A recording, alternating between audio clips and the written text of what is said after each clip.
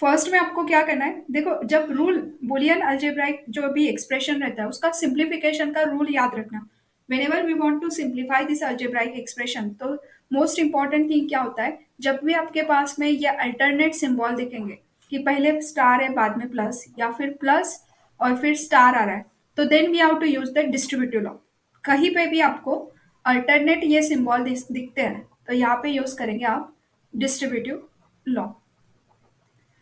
अगर in case आपके algebraic expression में ऐसे स्टार स्टार आ रहा है या फिर प्लस प्लस आ रहा है, तो तब आप यूज करोगे एसोसिएटिव लॉ।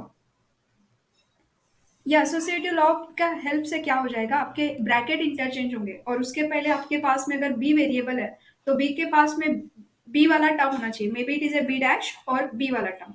अगर ए वेरिएबल है तो ए के पास में ए, और ए का एनी फॉर्म हो सकता है, it is may be in the form of dash और ए। सो इस रूल को फॉलो करते हुए अगर कोई भी एक्सप्रेशन सॉल्व करते हैं तो एक भी आंसर रॉन्ग नहीं होता है। चेक करो, अभी मैं एक एक बता दूं। पहले में अगर देखोगे तो प्लस स्टार, देखो अल्टरनेट आ गए, तो we have to use the distributive law. So by distributive it is A star A dash, then plus circle A star B.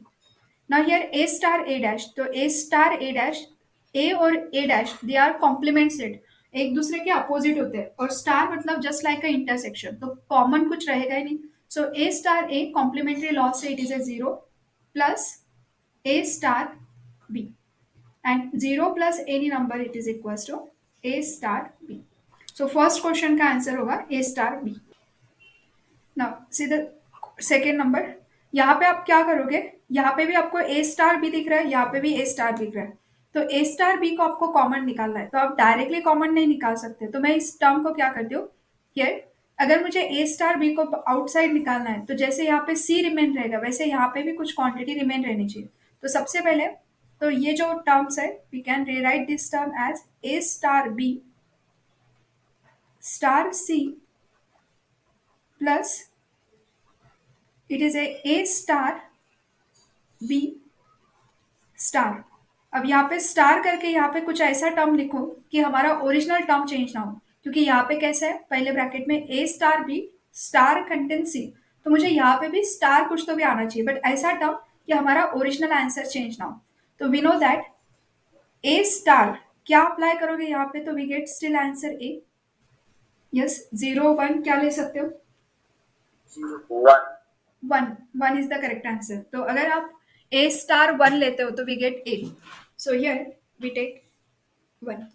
Now ये स्क्वायर ब्रैकेट और ये स्क्वायर ब्रैकेट दोनों में कॉमन क्वांटिटी क्या है, ए स्टार बी स्टार, तो this term if we take outside A star B star, तो then here it is A C plus one. मतलब हमने क्या किया, यहाँ पे डिस्ट्रीब्यूटिव लॉ यूज किया, तो by using reverse distributive law we get this term. So this is by distributive. Now here c plus 1, c plus 1 क्या होता है, it is a 1. So here by complement law अगर आप a plus 1 करोगे तो we get the a. Now next is अगर हम a star b के साथ में प्लस वन ऑपरेट करते हैं, मतलब ये ब्रैकेट स्टार वन, तो this bracket star one equals to क्या हो जाएगा, तो any number star with one, तो it is A, so this answer is A star B. मतलब ये जो टर्म थी इसका सिंप्लीफिकेशन क्या होगा, ए स्टार बी। समझ में आ गया सेकेंड कैसे किया, तो कोई लाइन नहीं समझ में आई होंगी कैसे आई है तो पूछ सकते हो। Yes,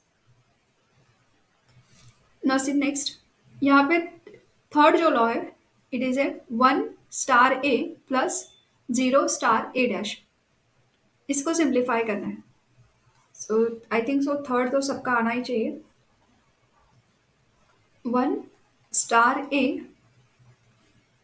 plus 0 star A dash,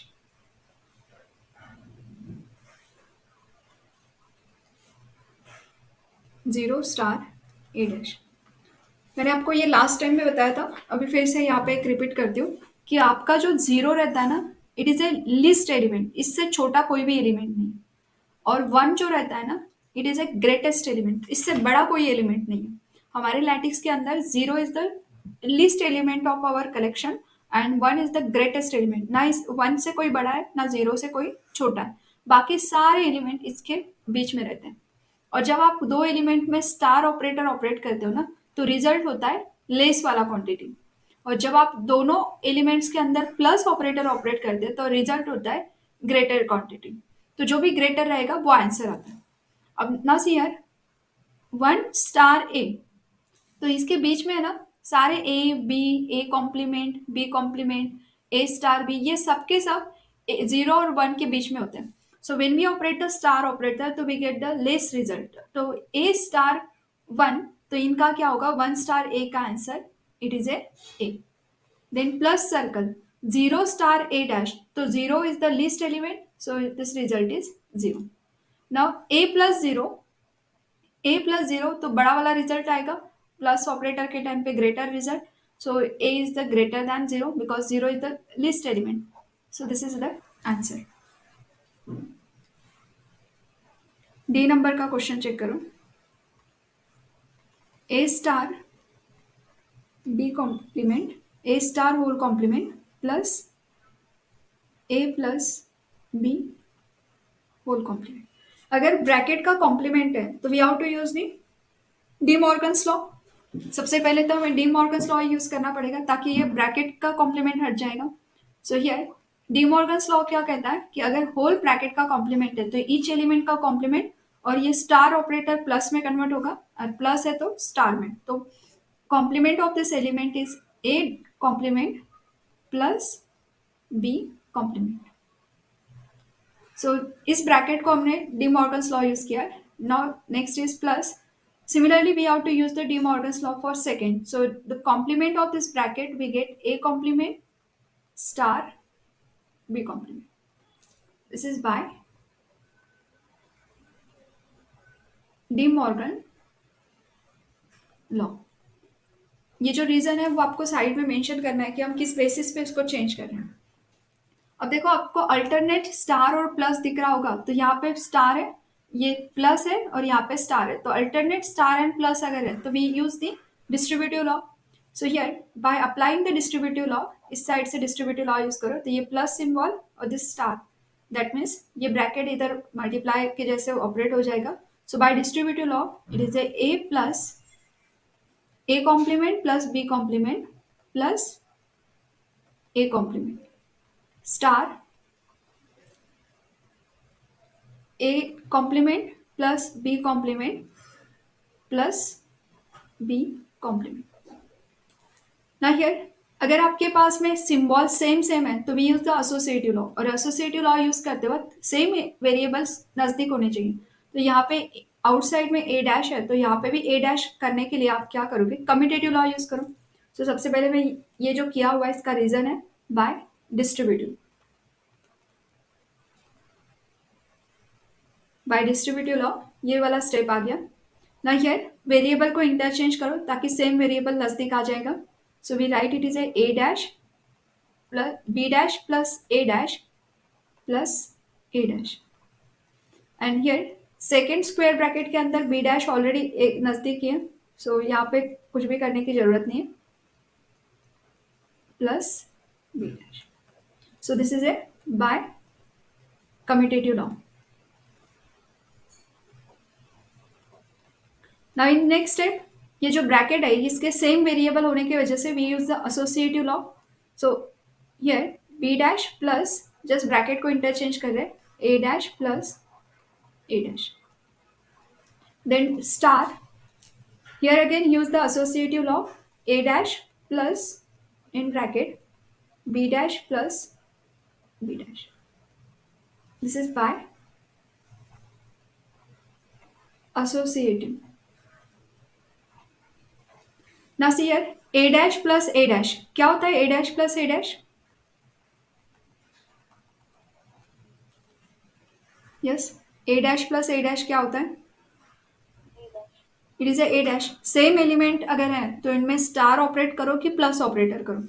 अगर एलिमेंट सेम है तो we get the same result. तो a dash plus A dash रहो या फिर ए डैश स्टार रहा तो भी वही आएगा।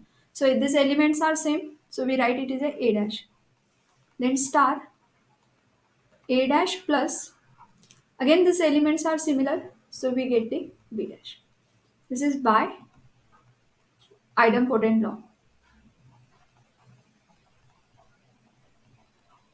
ना सी यार, ये जो ब्रैकेट है यहाँ पे a डैश प्लस बी है, यहाँ पे भी a डैश प्लस बी है, बस इसका जो सीक्वेंस है ना वो उल्टा हो गया। तो हम यहाँ पे कम्यूटेटिव लॉ यूज करके इसको पहले a डैश को लेके आ सकते हो।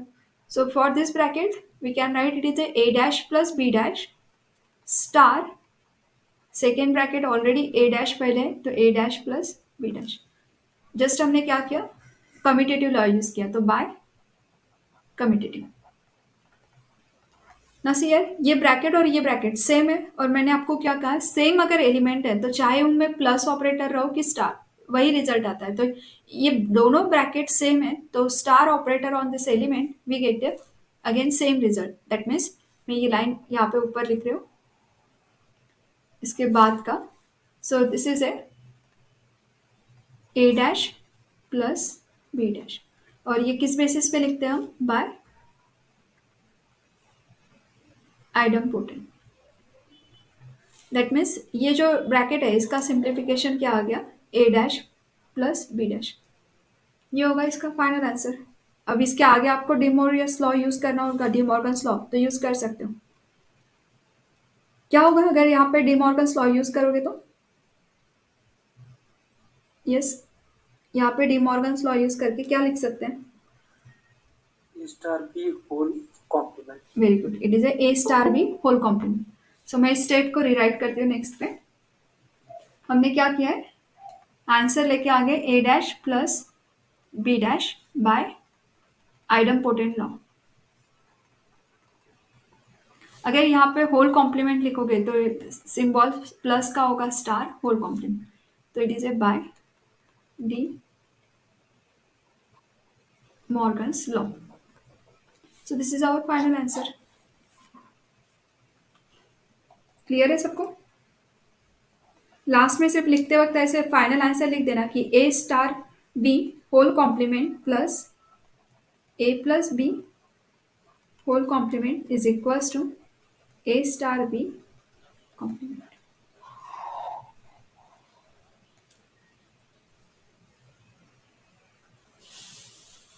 नाउ लास्ट जो रह गया हमारा इसका ई वाला स्टेटमेंट देखो, this one.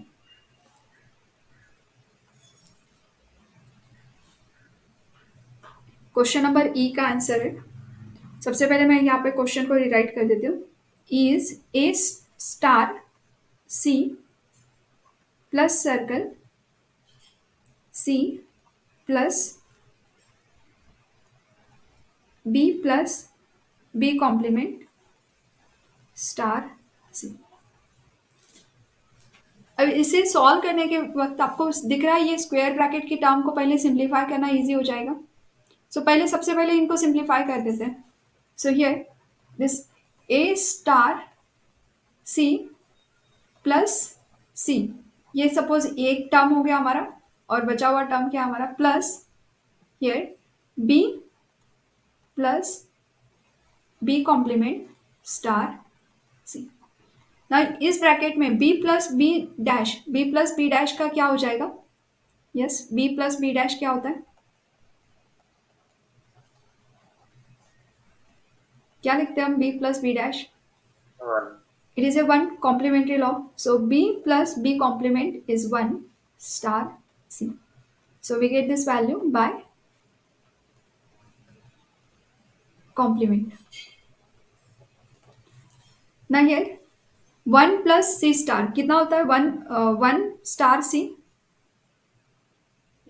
C. it is a C. So here A star C plus C, it is a C. Again by, अगर A star 1 या फिर 1 star A अप्लाई करते तो always we get the answer A. So using this condition we get this A. ना सी यार, यहाँ पे कैसा है, अल्टरनेट प्लस और स्टार ऑपरेटर है। अल्टरनेट प्लस और स्टार ऑपरेटर रहा तो आप डिस्ट्रीब्यूटिव लॉ यूज करते हैं, लेकिन यहाँ पे अगर सी सी एलिमेंट एलिमेंट अगर सेम है तो we know that alternate plus star, अगर ऑपरेटर आपका अल्टरनेट प्लस और स्टार है एंड दिस वेरिएबल, एक कोई तो भी वेरिएबल अगर सेम आता है तो by absorption law answer of this term is C and plus C. सबसे लास्ट में मैंने जो लिख के दिया ना एक लॉ, एब्जॉर्प्शन लॉ, उसमें देखो अल्टरनेट ये वेरिएबल रहता है और एक वेरिएबल अगर सेम है तो वही उसका आंसर होता है, तो this is a bye absorption law. Correct है, एब्जॉर्प्शन लॉ से ही लिख के दिया है ना ये आपको, चेक करो, by absorption law. C plus c is equals to होता है सी, सेम सेम वेरिएबल है तो we get c by idempotent. So therefore, simplification of this statement is C. Thank you. Like, share and subscribe.